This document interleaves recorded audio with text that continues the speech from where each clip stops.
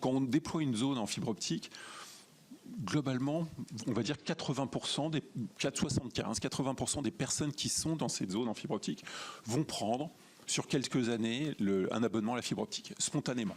Ça va être quelque chose d'extrêmement facile, simple, ils vont en voir l'intérêt. Quand ils vont déménager, ils ne vont pas redemander de la DSL, naturellement, ils vont prendre de la fibre, et c'est quelque chose d'accepté. On a une dizaine de pourcents des foyers dans lesquels il va falloir travailler, expliquer, et on va réussir à les convaincre. Et puis, on a les irréductibles, qui représentent, en fonction des zones, 10 à 15% des foyers. Et ces irréductibles, c'est pas qu'ils aiment la DSL, c'est que ça marche, ils ne veulent pas que ça bouge, il faut que ça soit stabilisé.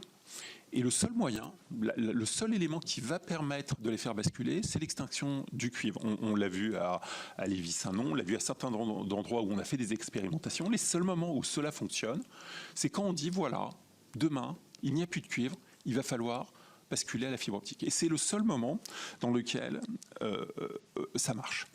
Et je pense que collectivement, on doit avoir un but, c'est d'éteindre le plus rapidement possible ce réseau en cuivre.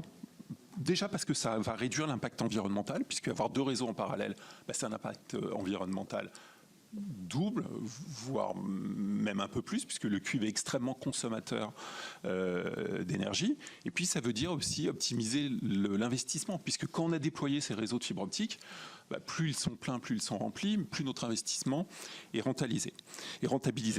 Alors on trouve que Orange propose un plan peu ambitieux, avec des fermetures techniques en volume qui commencent longtemps après la fermeture commerciale. C'est-à-dire qu'on va continuer de vendre des accès, mais on va continuer en plus de les laisser vivre.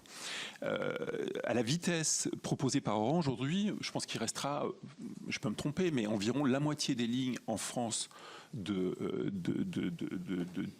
la moitié des lignes en cuivre en France qui sont toujours en exploitation, ou à des zones où on pourra toujours avoir du cuivre.